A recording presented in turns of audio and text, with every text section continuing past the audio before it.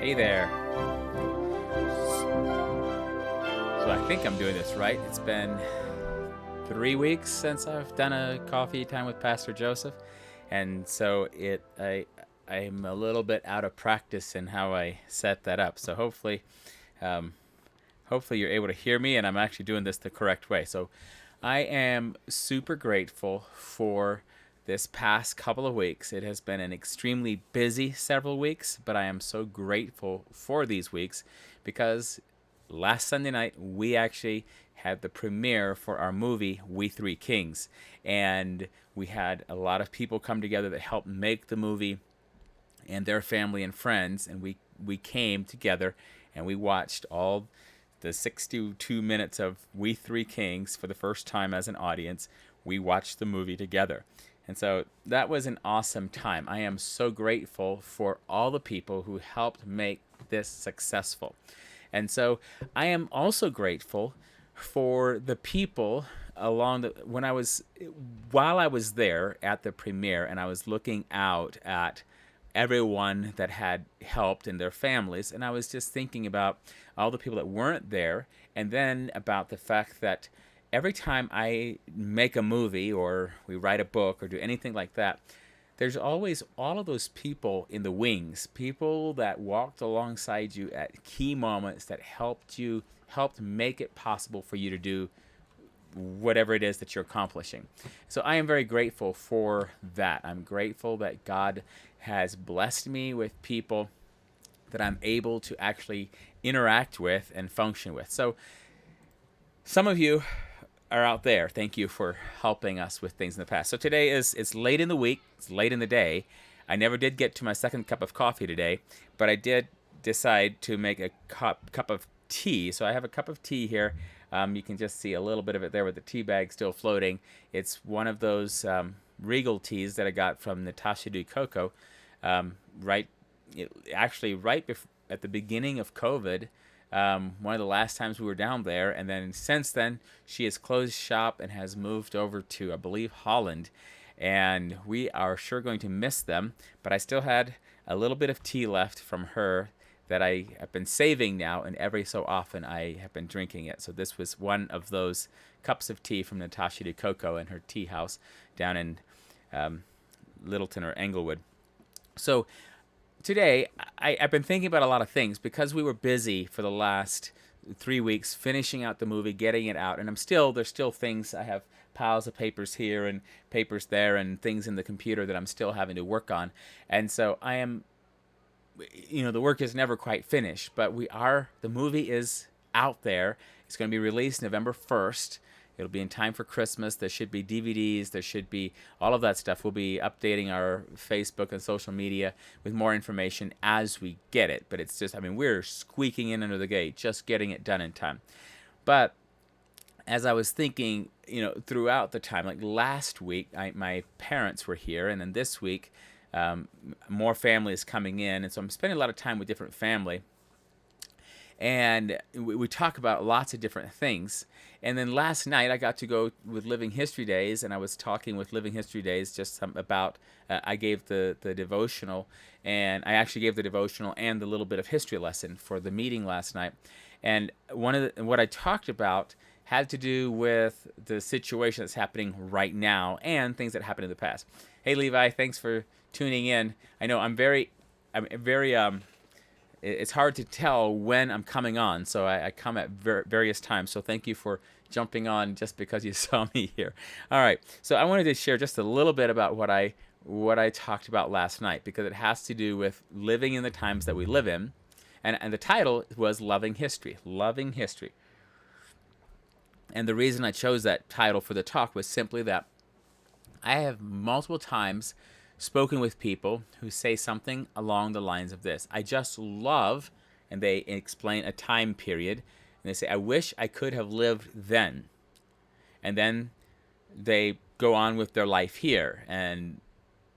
But we say that I wish I could have lived. And so when we were doing We Three Kings, it is set in 1857. That's when We Three Kings was written. So we were right before the Civil War. The story took place in an Episcopalian church in Burlington, Vermont, and so there is history there, and there's a lot more history than we could actually put into the movie. And so there's a potential that we look at that and we start saying, man, I wish I could have lived in 1857.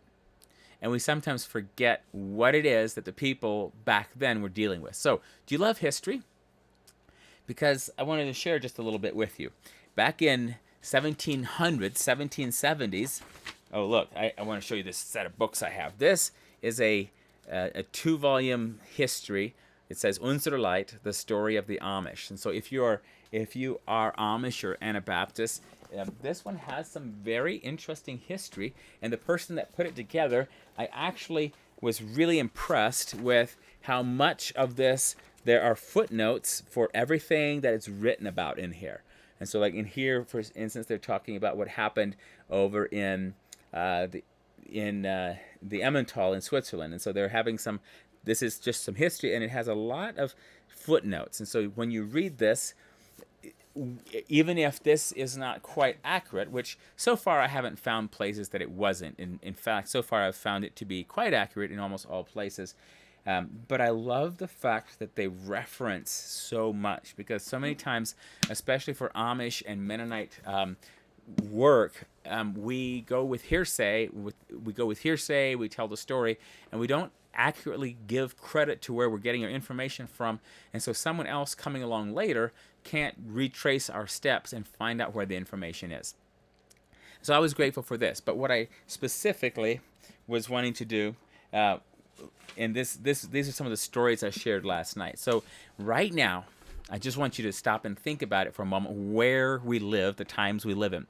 It's 2020.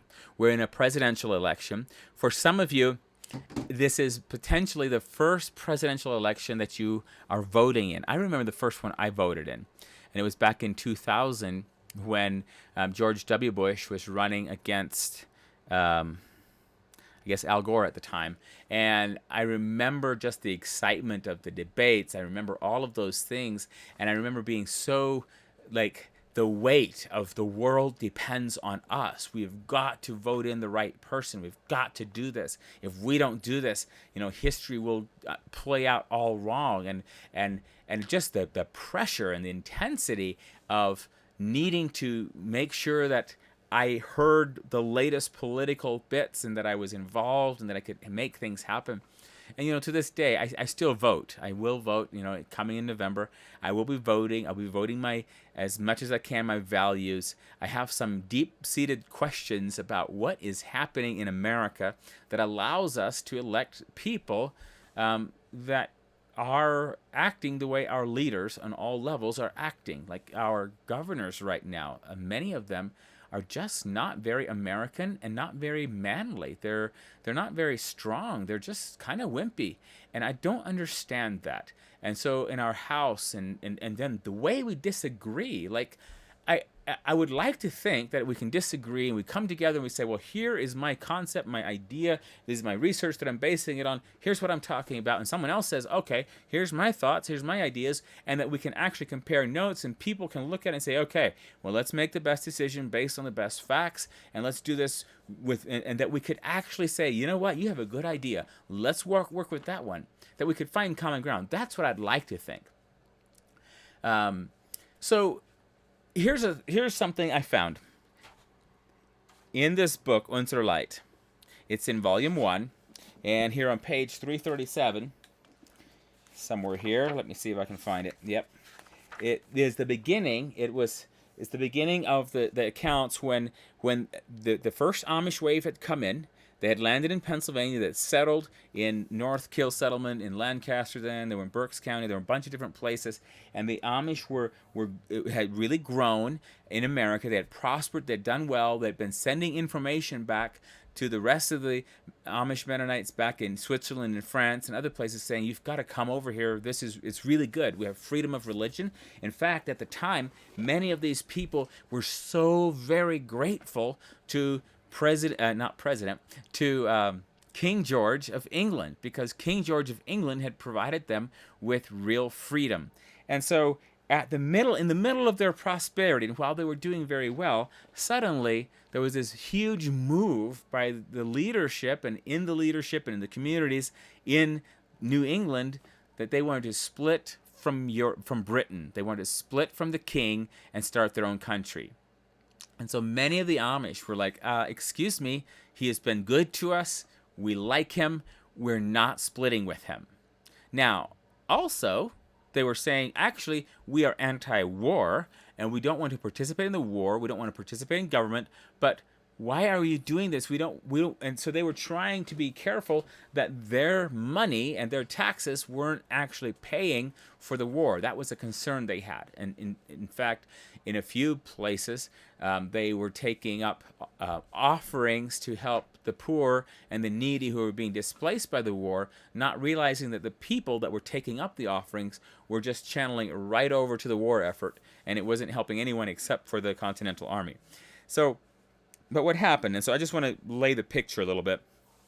You have a lot of different believers in America at the time. You have the Anglicans, you have the Baptists, you have Presbyterians, the different Reformed churches. They're all here. And then you also have here in the United States, you also have all the Anabaptist churches. And so you have Amish, Mennonite, Dunkers, Quakers, all of these, and especially in Pennsylvania, you've got a lot of these all mixed together. And they're all agreeing on one thing. They do not support war.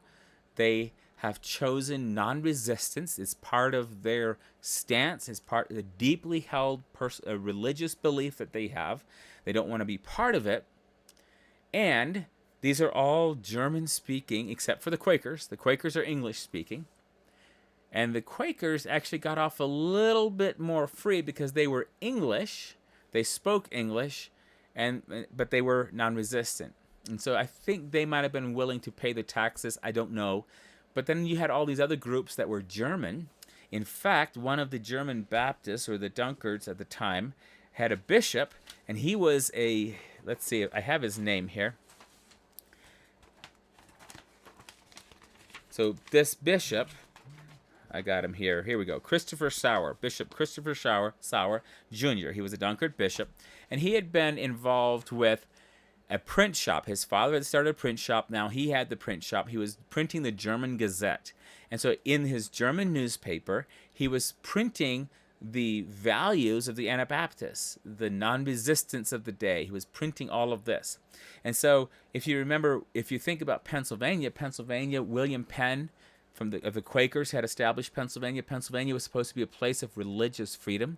In fact, even the Continental Congress of the United States, which at that time was still just the colonies before they had formed the United States, you had in July 18th of 1775, the Continental Congress had created the Committees of Safety, and they remembered the Quakers, Mennonites, Amish, Moravians, Schwenkfelders, Dunkers, and others in a provision that read, "As there are some who for religious principles cannot bear arms in any case, this Congress intends no violence to their consciences, but earnestly recommends to them to contribute liberally in this time of universal calamity to the relief of their distressed brethren in the several colonies, and to do all other services to their distressed country which they can consistently with their religious principles." So the Continental Congress, this is the new American, not the old British, this is the new American body of law, and they're saying we want to be especially kind to all these people who we know by their religious belief cannot participate in the war. So that's their intention. But what actually happened? And this is where it gets interesting.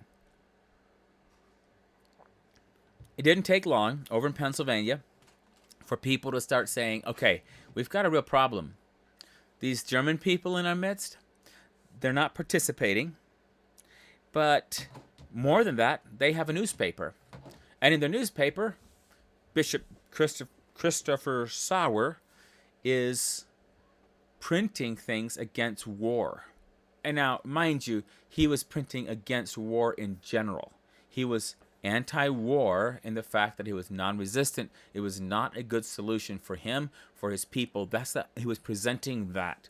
his understanding of the Bible. He was putting it in there. He was preaching it on Sundays. But those in authority in Pennsylvania said, actually, that's not okay. We can't have someone in our midst who is against the war effort. If he's against the war effort, he's got to be in favor of King George. And someone piped up and said, oh, actually, you're right.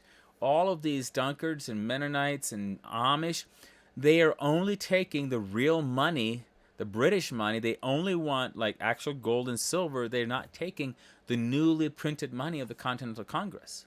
So they won't even receive it. Like, they would rather take their goods back home and not even sell it than sell it for Continental Congress money, the paper money that we're printing. And so the facts seemed so clear and so obvious that because they were not supporting the war, and because they were anti-war or non-resistant, as we would say, and because they weren't taking the money from the new government, it was clear they were against the new government. And so there's only one thing left to do. And so they actually arrested Bishop Christopher, and they put him in the jail there.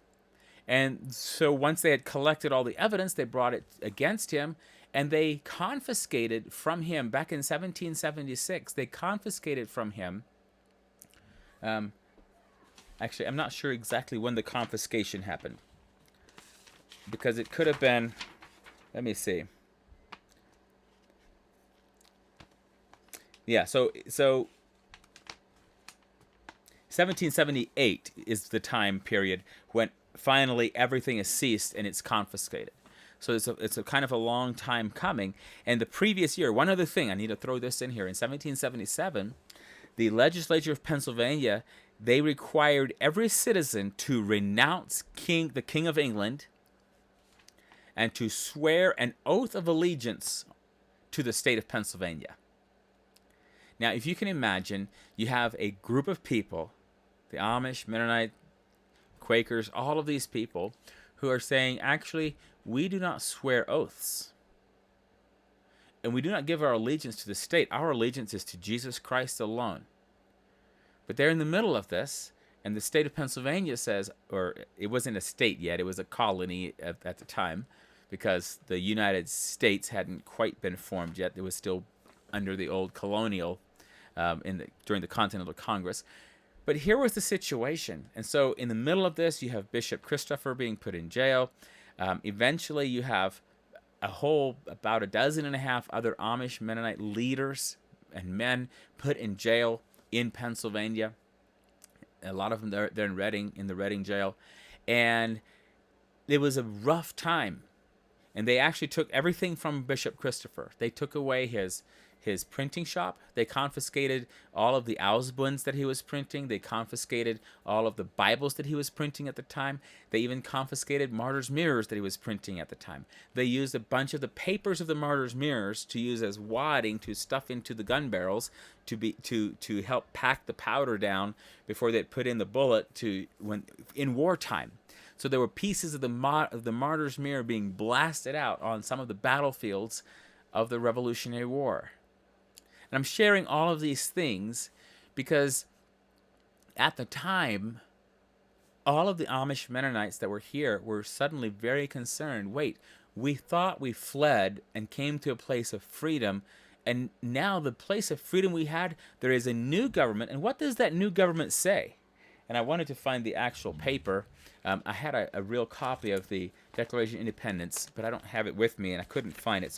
But what was it that they were saying? The new government was saying this. I'm just going to read part of it, and I just have it here in a little booklet from the Heritage Foundation. It says, when in the course of human events it becomes necessary for one people to dissolve the political bands which have connected them with another, and to assume among the powers of the earth the separate and equal station to which the laws of nature and of nature's God entitle them, a decent respect to the opinions of mankind requires that they should declare the causes which impel them to the separation. So notice how it talks about the laws of nature and of nature's God. Then they say this, we hold these truths to be self-evident, that all men are created equal, that they are endowed by their Creator with certain unalienable rights, that among these are life, liberty, and the pursuit of happiness. So I just want to stop there. Life and liberty and the pursuit of happiness. Bishop Christopher Sauer, in his understanding, was honoring his creator, was not participating in war. He was walking in liberty. He was pursuing the happiness of a clear conscience before his God and before his people. And this, he is being told, is not allowed. And so the very people that are writing this, and there were 10 of them from Pennsylvania. There were 10 signers from the state of Pennsylvania that said, we support this on the Declaration of Independence. Dr. Benjamin Rush is one of them. And this is a bit of history that I cannot actually, somewhere, and if one of you knows where it is, I want to know where it is. Dr. Benjamin Rush, he was an early proponent. He was He was an abolitionist, which meant he was working against slavery, even while he did own one slave. He was a doctor. He did a lot of different things. He did some psychology work. He did a bunch of things. He actually wanted all the people in America to be able to read the Bible, so he started to help with some of the public school systems. He did a lot of work for this, and actually I could tell you a lot more about Dr. Benjamin Rush, but I really don't want to talk much about him other than here's a man who wants people to be able to read the Bible, and then at the same time, he writes this Declaration of Independence, and then his own state, or not, he didn't write it, he signed it, and then his own state is coming and saying, actually, you can only have your liberty right now if you're in support of the war effort. I have a letter here. Let me see if I have that letter handy. But I have a letter here in which, yeah, there it is. Here is Dr. Benjamin Rush, who loves liberty, signed the Declaration of Independence, but he says in this letter, it's in the middle of the war, it's December of 1776, and he says, as he's writing to the Continental Congress, he says that General Washington must be invested with dictatorial power for a few months or we are undone. Now, I don't know about you, but whenever I hear someone say that somebody needs to be given dictatorial power for a few months, I'm like, hey, little red flags start going off. No man can handle that sort of power. We shouldn't be able to call a state of emergency where one man gets to rule over everyone else. It's not okay. That's not the way liberty works. That's not the way our republic works. But it happens. They were asking for it then. We didn't get it. But I'm wanting to throw all of these little bits and pieces in there thinking maybe you will listen to it and go, oh, no, not that. But at the same time, have you ever wondered what it was like back in the Revolutionary War days? Have you ever thought, man, it would be kind of fun if I could be living in those days? Because a lot of us have. In fact, with Living History Days, we go through 1776, 1770, I think it will be 1779 in the spring reenactment here in Colorado. We'll be doing a battle from Vincennes, Indiana. And we'll be talking about a lot of the things that happened in 1779. And it can be kind of fun to think about, well, what would that be like? What would it be like if we actually got to go back then? But at the same time, I think that where we are right now, what we're experiencing right now at this time, is in so many ways so similar. In fact, the legislature of the state of Pennsylvania, when they were putting a lot of these Amish men in prison, you know how they got some of them? Because they said that if you do not, if you have to swear the oath and you have to carry the certificate with you saying, I have sworn my allegiance to the state of Pennsylvania or the colony of Pennsylvania, and that I support the war effort, and that I've renounced King George. And if you carry that paper with you, then you can go from county to county. And so some of them, like one man, he had gone from Lancaster County back to Berks County to visit his son. When he wanted to go home, he got stopped at the county line and they wanted his paper. Well, he didn't want to swear an oath, so he never had the paper. So they put him in the jail. And so they had all these people that they had in jail. And here's, I started saying this a minute ago, and I'm sorry if this is a little too scrambled. While we had these men in jail, and there were quite a few of them were in jail, and in fact, some of the historical traditions say that they were being sentenced to death, because that was the standard thing. If someone was rejecting your government in a time of war and was working for the other government, then you would kill them. That was what they did, and so it actually happened several times. And so according to the Amish tradition, that is what was happening. I haven't actually seen that in a third, like there's no other papers. There's reason for their, like Pennsylvania has reasons to not keep that sort of history on the books, I'm sure. But somewhere I had read this account, and I couldn't find it here, but somewhere I'd read the account that Dr. Benjamin Rush had come back into town at Reading and had discovered that they were holding all these Amish and these leaders of the Mennonite churches there, and had said, "Excuse me, we are fighting for the purpose of religious freedom. That's why we're fighting." And so get them out of there, let them go home and be part of their families.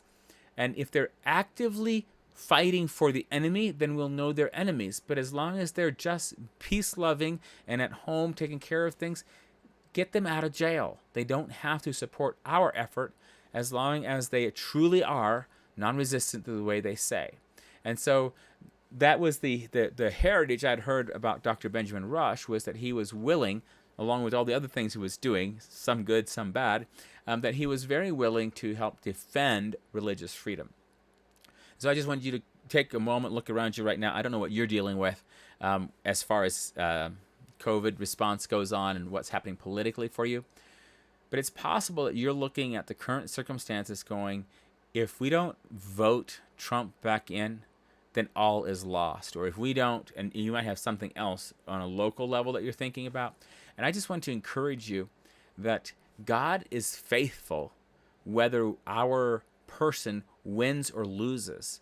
And many, many times God cares a lot less about who is in the office of president or office of governor, but what he really, really cares about is that the people, his people, are making disciples throughout the land. You know, back then, Bishop Christopher Sauer, he lost $90,000 worth of stuff in 1776. That would be millions today. You know what he did? He went and lived with his brother, or his brother-in-law, and he just slowly started the sale of his goods had just been public. People had bought, so he slowly started buying back as many of the the newly printed books that hadn't been bound, as many of the Bibles as he could. He just kept he'd buy them back, bound them, and made them available again to people. He just continued that until the day that he died. In fact, on the day that they came to confiscate his property, and they asked for the keys to all of his house and whatever else, he went and got the key, and he said, "Well, it seems that you need this more than I do." And he just handed it over peacefully, and he would not budge on his belief. See, he truly believed what he said he believed. What I've seen in the last year is I've heard a lot of talk, but I've seen less of people just quietly believing what and standing on what they believe. I've seen churches here and there who said, actually, it's not the governor's responsibility to tell us what is essential in church. It's not the governor's responsibility to tell us how church ought to operate. That's our responsibility before God. And if we understand that is our jurisdiction, that church is that we're responsible to God, not government, for our church, then we might have church in a different sense. But if we think our church is some kind of government or community or civil entity, then we might be in bondage to the government. So I'm talking about so many little bits and pieces today that I don't want to. I really just want to challenge you to stop and look around you. And if you've ever longed for a time to live in a different time in history, I want you to open your eyes and realize you're living in such a time right now. This is very much like the time of the Revolution. This is very much like the time of the Civil War. This is very much like the time of World War I and II. Some of the issues that are at stake, the ideas that are being thrown around, liberties that are at stake, God's people being confused, our loyalties being questioned and challenged, and people not trusting each other. It's very much like that. Some of the issues just look a little different. The issue of a mask looks a little bit different to us than the issue of what money we are buying and selling with, who our allegiance is to in 1776. But many of the issues of control are still very much the same. So I just want to encourage you, if you've ever had a love for history and a longing to live back then, you're here now. This is history in the making. It's exciting, it's confusing, it's kind of foggy. The issues aren't all that clear, and then they're very clear, but then someone else just as clearly disagrees with you. What are we supposed to do? Well, I'm going to suggest that we seek the Lord and that we find something that many people in the past have failed to find, and it's this. We should be able to love our enemies. We should be able to bless those who curse us. We should be able to find the love of God flowing through us to those who disagree with us. And then we will disagree, and that's okay. And we might suffer for our stance, and that's okay too. But let's make sure that we first bear the fruit that belongs to a child of God. That we have the love, the joy, the peace, the gentleness, the kindness, the patience, the long-suffering, the self-control that is a mark of a true believer in Jesus. Because that's what I'm concerned about, is that we get so carried away trying to win some political battle that we forget to win the spiritual battle that resides here in our own being at all times. So those are my thoughts for what they're worth. I'm drinking tea today. Until next time, thank you for listening in. And if you like to think about history and some of these issues, I have a few more of these talks that I'd love to, things like this that I'd like to talk about. But just let me know. Comment, give me your thoughts. I'd love to have more discussion. Blessings. Let me see if I can get me out of here in time. All right. Blessings. See y'all next time.